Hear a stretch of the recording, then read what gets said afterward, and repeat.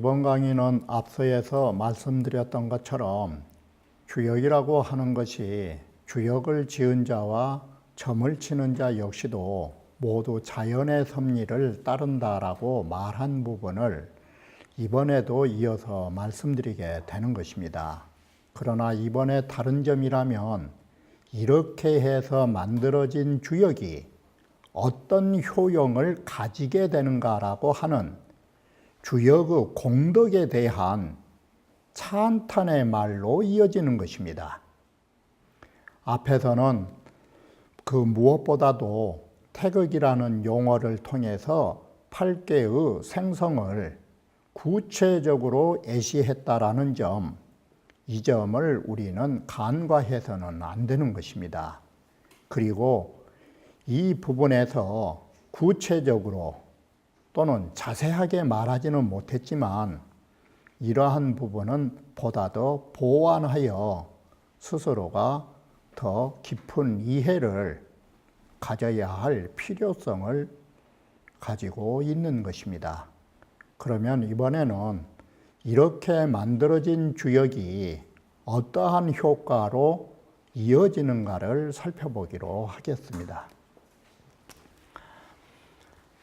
제11장의 제6절은 주역이라고 하는 것은 피흉추기를 하는 것입니다. 우리가 안 좋은 일을 피해서 좋은 일을 찾아가려고 점을 치는 것입니다. 바로 여기에서는 좋지 못한 악을 버리고 선으로 나아가려고 하는 이러한 철학적 수행론이 점사에 게재되어 있음을 말해주는 것입니다. 기륭이 생태어반 아니라 우리에게 가르쳐준 기륭이라는 것을 통해서 사람들은 큰 업을, 큰 일을 쉽게 표현하면 대업이라 하는 것은 큰 일을 우리가 이뤄낼 수가 있는 것입니다. 본의에서 육일유흉이라 주역을 보면 바로 길하다, 나쁘다, 길함도 있고 흉함도 있기 때문에 이러한 점을 통해서라는 것입니다. 자, 바로 이러한 점을 통해서 뭘 하게 되느냐? 바로 이것이 천하의 모든 일을 성취하는 것입니다. 그것이 대업을 낳는 것입니다. 주역 절중에서는 성인 자격의 준천지도라, 성인이 주역을 만드시는 것은 하늘의 도에 준하여 만들어진 것입니다.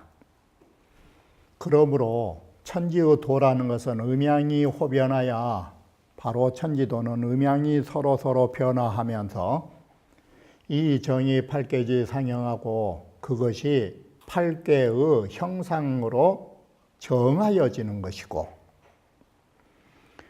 자, 여기까지가 주역을 만들었다에 관해서 보완한 말이고, 효민지고라.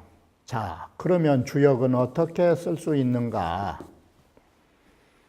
백성의 일을 모두 다 본받아서 주역에 담겨져 있기 때문에 고 제2전례야, 그러므로 전례로 제정해서 인간 행위의 준칙을 마련해 준 것입니다. 이런 전례를 제도하여 이 추지 생민지 리용이라 우리 사람들이 생민이 이용할 수 있도록 이를 미루어주고 있는 역할을 하고 있다라고 말하는 것입니다.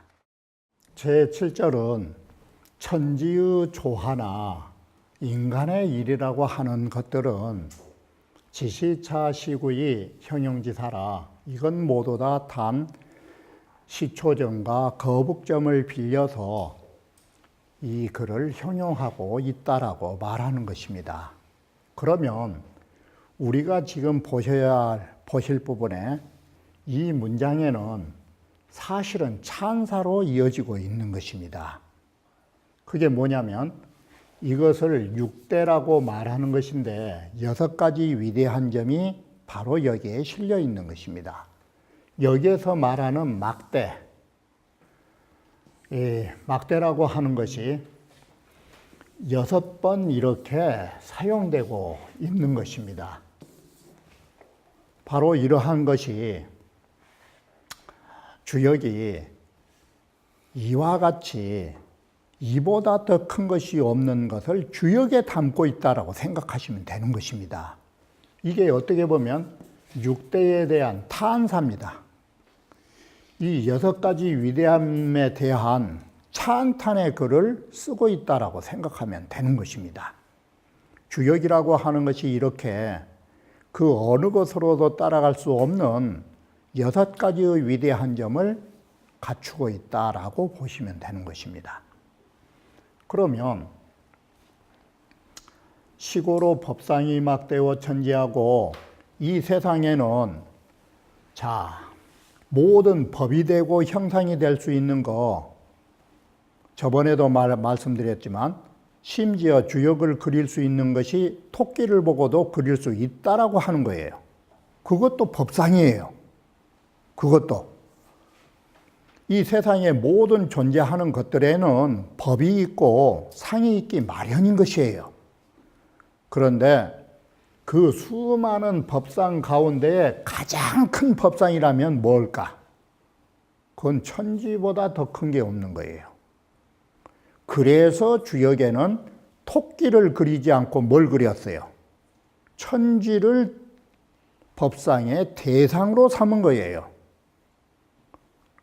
심지어 이 천지라고 하는 것이 음양이라고 하는 것이고, 음양을 달리 말하면 강아지에게도 암컷과 수컷이 있고 닭에게도 암탉, 수탉이 있는 법인데 그러한 거라고 해서 법상이 아니느냐? 그것도 법상이에요. 그러나 그런 것은 대표성을 갖지를 못하는 것이에요. 이게. 그래서 법상의 대표성으로 찾아보면 천지보다도 더 큰 것은 이 세상에 없더라. 법상의 위대함은 천지가 있고 이것을 주역에다 실어놨다. 바로 이렇게 글은 들어간 것입니다. 모든 것은 변하죠. 그리고 통하죠. 내가 항상 말하지만 이 세상에 존재하는 것들은 그 어느 한순간도 똑같은 게 없는 것이에요.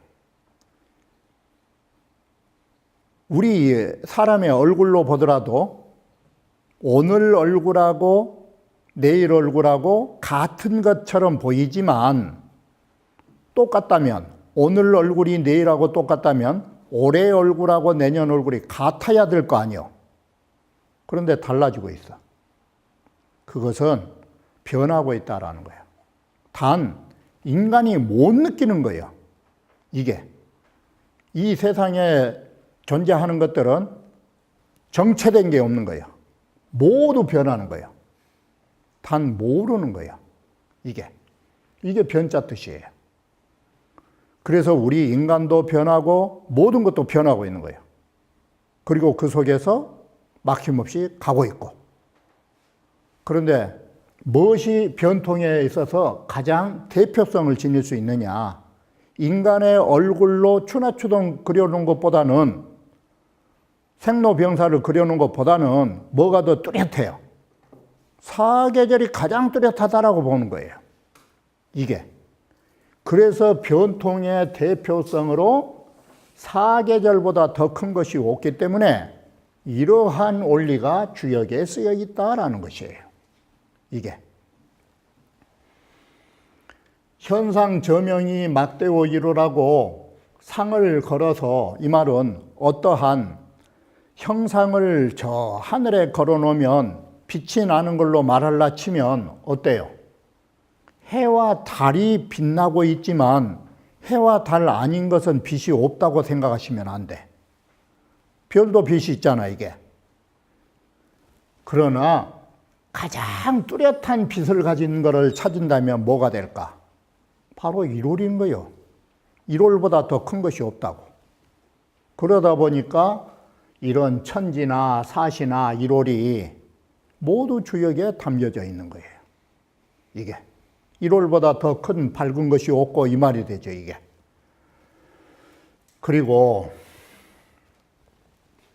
숭고는 막대오 부귀하고, 자, 숭고가 뭐냐? 지위의 높은 것으로 말을 낮추면 이 말은 사람의 사는 사회나 모든 걸 보면 높은 자리에 있기 마련인 것이요. 이게 저 앞신에서 보면 큰 물고기도 큰 것이 있지만 송사리들 떼거리 속에서도 그 중에서도 또 큰 것이 있어. 그런데 가장 숭고한 것을 우리가 친다면 부귀보다 더 큰 것이 없다. 그러면 여기에서 말한 부귀는 우리 동네에 가면 논 섬지기나 쥐고 있는 그런 부자를 말하고 면직원이나 되는 그런 공무원을 말한 게 아니에요. 여기에 부자는 천지를 소유하고 가장 귀한 사람이 누구냐? 천자의 자리에 올라간 사람. 이것보다 더 고귀한 게 없다. 그리고 비문하며 모든 만물을 갖추고 있고 모든 만물들이 다 거기에 담겨져 있고 모든 용도를 다 할 수 있고 그러한 도리들. 앞에 부분을 조금 더 보완하면 주역에는 부귀라고 하는 것이 어디에 붙어 있느냐? 주역의 궤의 자리에 붙어 있는 거예요. 이게. 그러한 것을 상징해서 주역은 다 써놓은 것이에요. 이게. 그리고 다시 이 세상의 모든 물건을 다 빠뜨림이 없이 갖추고 있고 물건이 있으면 못하라고 한 거예요. 제대로 또 써야 될 거 아니야. 이런 용도를 다 할 수 있고 물건의 존재가 있고 물건을 이용하고 이게 여기와 같이 내자를 가지고 있으므로 이 구절도 반드시 내자로 대꾸를 이루어야 하는데 설립자 뒤에가 글자가 하나 빠졌다라고 본 거예요. 이게 앞에 네 글자인데 세 글자로 대꾸를 만들 수도 없고 글도 해석이 안 되고 그래서 여기에 오자가 하나 난 것이에요. 자, 물건이 있으면 용도가 있다라고 한다면 이렇게 유추해 보면 그릇이 있으면 그 앞에 어떠한 제도라든지 뭐라든지가 있어야 되는 거예요. 여기서 감히 먼 글자로 추측을 못해서 그러지 바로 물건에 용이 있다면 그릇의 전제가 있으려면 어떤 제도라든지 그런 게 있어야 되는 거예요. 이게. 그래서 예를 들어 제도를 세우고 그릇을 만들어서 이위천하리 천하의 이로움을 삼는 것으로는 누가 가장 잘하느냐? 이건 동네에 살고 있는 어때요? 동네에 살고 있는 어떤 기술자 하나도 이런 일을 하기는 하는 거요.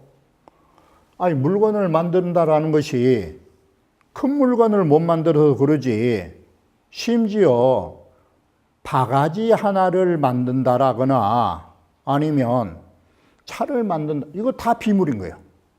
그리고 이거 용도를 다 하고 있고.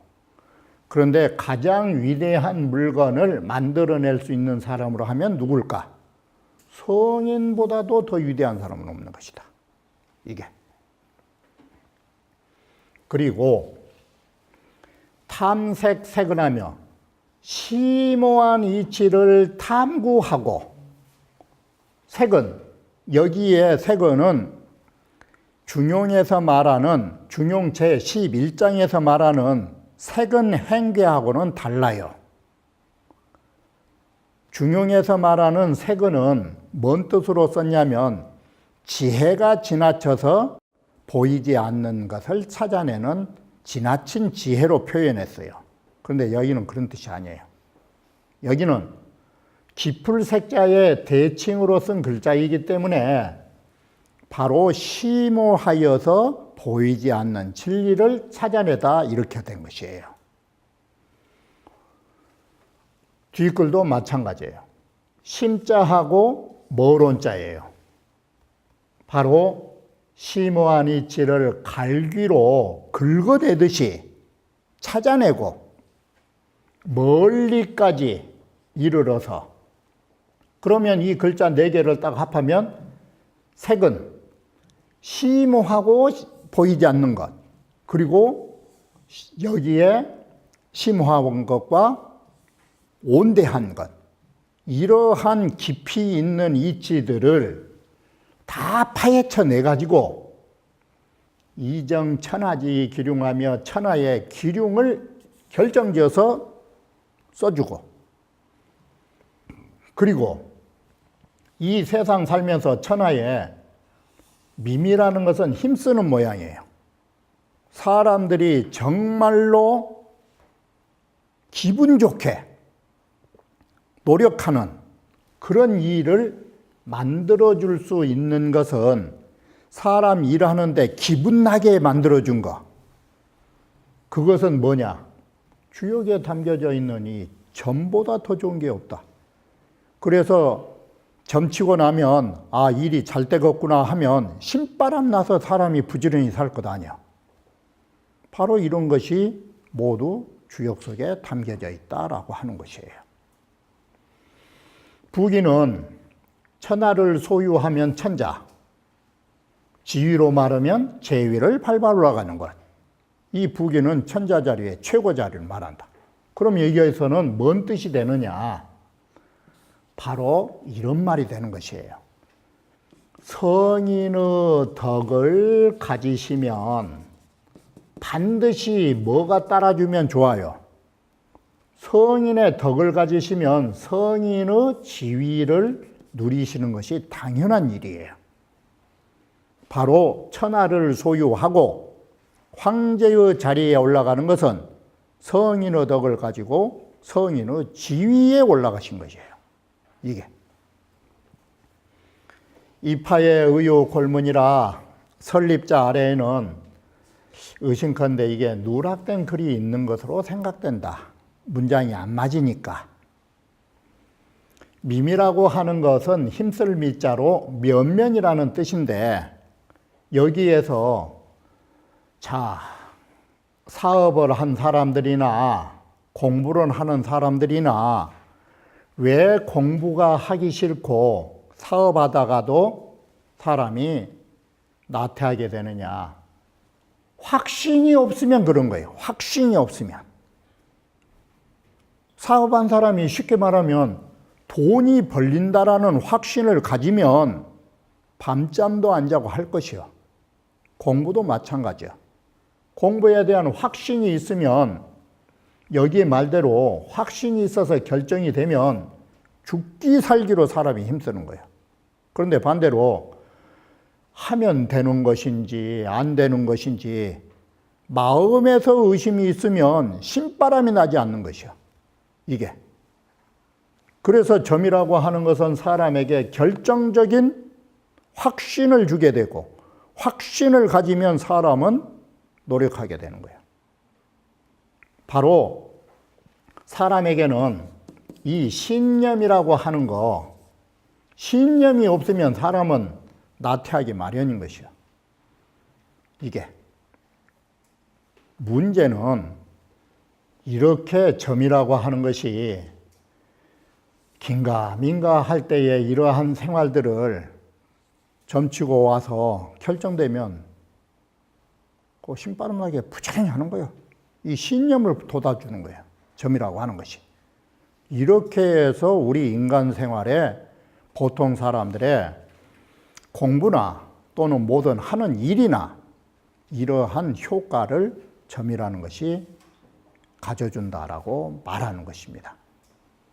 11장 제8절은 성인이 주역을 이와 같이 저작하게 된 연유를 말하는 것이고, 주역을 지은다라는 것은 항상 앞에도 말씀드렸듯이 짓는다라는 것은 주역을 사용하기 위함이라는 것입니다.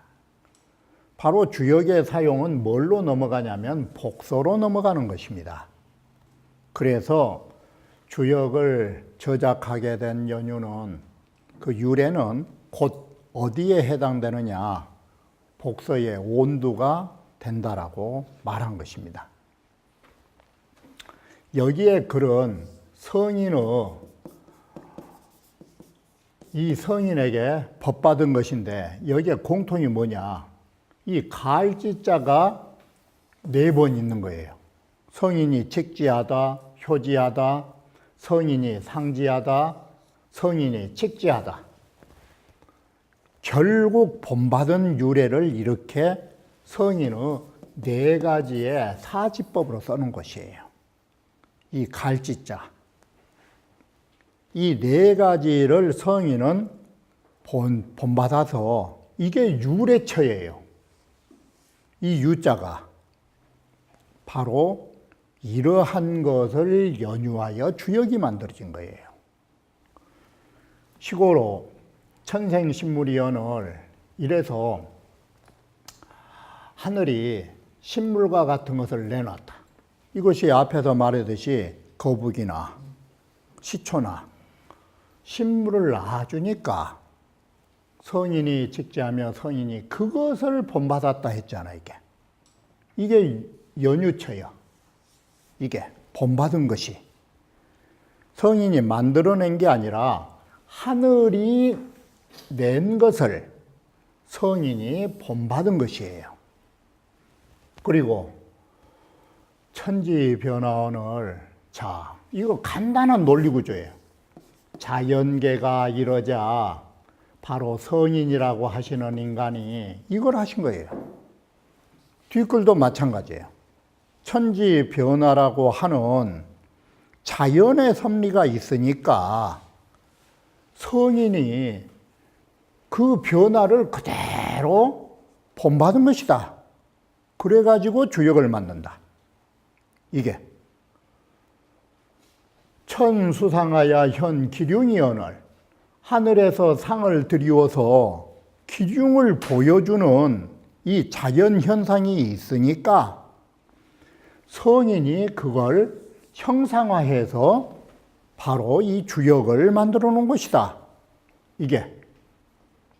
그리고 자연스럽게 이 자연계에서 하도 낙서가 나오니까 황하강에서 십진수의 10가지의 용마가 바로 용마의 털이 둘둘둘둘 말려가지고 55개의 그 표시를 가지고 나오니 그걸 가지고 하도를 그려낸 것이고, 저 운임금 당시 낙수에서는 거북이가 이 구궁수 9개의 숫자로 그려진 거북이 한 마리 나왔다. 이게 글이라는 것이 9개의 숫자예요. 이게 거북이에 그 점으로 찍힌 것이 나와서 성인이 직자시니 성인이 이것을 본받아 가지고 주역과 소위 홍범 구주라는 걸 만들어낸 것이다. 이게 바로 이것이 자격지유예요. 성인이 주역을 만든 연유는 이런 자연계의 4대 법칙을 연유했다라는 것이에요. 본의에 차사자난 이 4가지는 성인 자격 소유야라 성인이 주역을 저작하게 된 유래가 되는 바를 서술하고 있는 것이다. 이게 하도 낙서에 관하여서는 상수학의 하나로 이 부분은 자세히 상현계몽하다, 계몽이라고 하는 역학계몽에 전문적으로 다루고 있기 때문에 여기에서 하도 낙서를 다룰 수가 없다라는 것입니다. 그러므로 여기에서는 설명을 하지 않고 있기 때문에 여러분들이 다시 이 부분은 전문적으로 보완해야 할 필요가 있음을 말해주는 것입니다.